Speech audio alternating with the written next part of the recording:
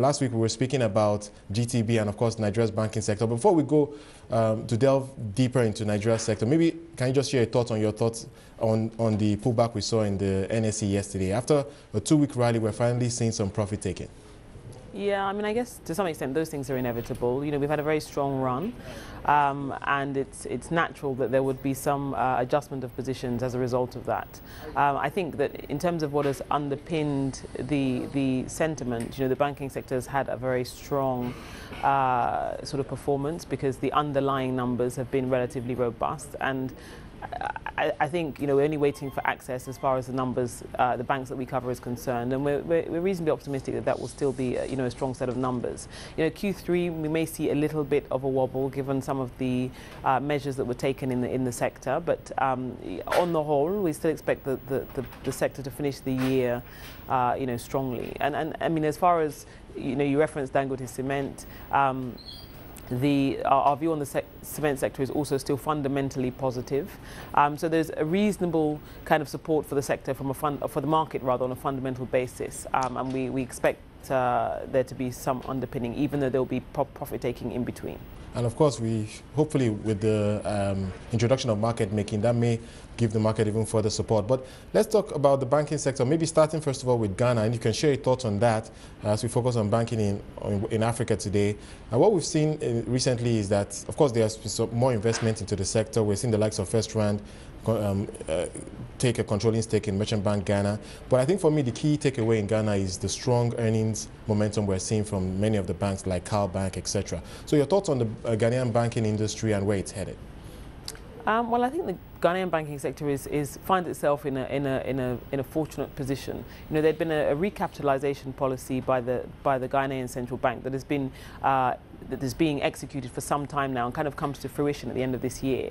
So the local banks and international banks have been incrementally adding to their capital bases, and they have done that in the context of an environment where you know, they've come into an election year, rates are high, there's support for the currency, so they can actually generate relatively low risk returns by investing in T-bills whilst they address any residual asset quality issues, and that's really what we've seen. So if we take a GCB, for instance, that, you know, obviously has managed to you know, address the Tema oil refinery debt that it had on its books, and is now in a position where, you know, they have an asset that is linked to sort of market rates in a rising rate environment, or at least a high rate environment. So that gives rise to the opportunity to generate strong earnings without taking too much risk, while positioning themselves for the inflection that is set to come in the Ghanaian economy, you know, as oil becomes, you know, as it comes fully on stream and becomes increasingly relevant for the dynamics of the Ghanaian space. So we think on the whole, the Ghanaian banks are in an increasingly robust and encouraging position. All right, so in a good place. Unfortunately, I think the downside when we look at Ghana is the liquidity for stocks in that market. Yes. So getting exposure to it may be a bit difficult. But let's move back to Nigeria, and maybe you can share your thoughts again on the rally we've seen over the last 2 months in the banking sector in particular. That has underpinned the NSE broader rally. And your thoughts on where you think, in terms of valuations now, just broadly speaking, for the banking sector, before we talk about the fundamentals, where do you see Nigeria's banking sector headed? Well, I think in terms of valuations, you know, I wouldn't expect, you know, sort of a sharp moves. I think maybe a gradual sort of grind upwards through the course of the year. Now, I mean, you know, it remains to be seen how the third quarter kind of pans out, because you know, there were some very sharp moves in terms of the cost of money, and that will have an implication. I don't think anybody was completely unscathed by that. Right.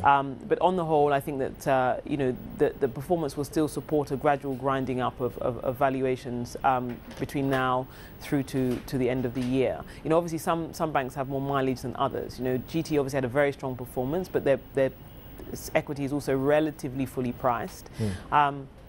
The likes of, say, First or Zenith perhaps have more upside just because they're coming from a sort of a lower base and yet have strong market positioning. So it remains to be seen how much they're able to take advantage of the strong rate environment. But I think that the performance underpinning should be there through to the end of the year.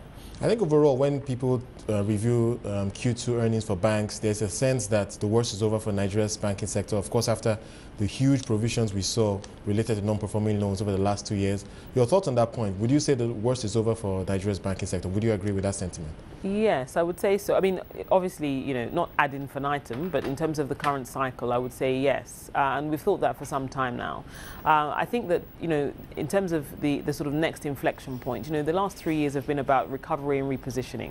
Right. I don't think that Nigeria as a whole, if we look forward 10 years, the story is not going to be necessarily about corporate banking. It's going to be more about middle market and retail banking. But that we're not there yet. I think we still have the next leg up in terms of earnings growth and opportunity still lies with big sector items. And so the challenge now is to create assets in a responsible way, and that is the kind of next test for the banking sector the next year or two, and of course, assuming that there's no dramatic squeeze on liabilities that affects the whole sector. The larger banks I think are still faring well, but if you're a mid-size or small bank, I think that the pressure is on, and on that point, this may be something that drives the mid-market or the smaller bank to sort of seek its own survival in different ways. To compete, if you are a mid-market or small bank, to compete with First Bank or Zenith is very difficult. In an environment where the liquidity is tight and the cost of money is rising.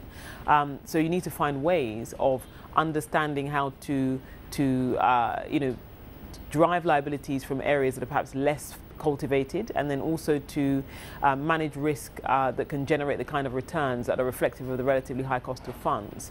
And the pressure is on the smaller banks to do this. And I think that we may see some decoupling of strategy just as a need to survive, rather than everybody kind of still maintaining the pursuit of the tier one corporate customers. Because clearly everybody can't compete. Let's talk a bit about, as we wind down here, strategy. You've talked a bit about, you've alluded to it to some extent, and for me that's the big question. Where do the banks go from here? Where are the growth opportunities? Because so far this year we've seen really moderate growth in loans. There's a view that the key focus for banks right now strategically is to manage cost. But then, of course, you can't just be managing costs. You have to grow the business. So where do you see growth opportunities, broadly speaking, for the sector going forward? Well, as far as loan growth is concerned for this year, I mean, we expected on the whole for it to be moderate. And the reason being that the interest rate environment allows banks to generate relatively low risk returns, from lending to the government. So I don't think that the decision not to sort of grow loans, I think, was probably broadly deliberate for most of the names. Clearly, some of the next inflection points will be, in the big sectors, in power, in oil and gas, and it remains to be seen how agriculture also pans out. I think that the momentum in the power sector reform process is encouraging. At least I think there is a growing sense of conviction that the transition from public to private ownership will actually happen, and this will give rise to opportunity for particularly the larger banks. But in terms of even some of the smaller banks, there's a whole kind of value chain in the power sector which everybody will be fighting to participate in. Right. So I think that as a large sector it's key, and then of course upstream oil and gas, increasingly as the uncertainty in the downstream sector remains with regard to subsidies and full deregulation and how quickly it comes. All right. So what I hear you saying is that power, agriculture, and perhaps oil and gas are the areas that banks will probably see the next growth opportunities.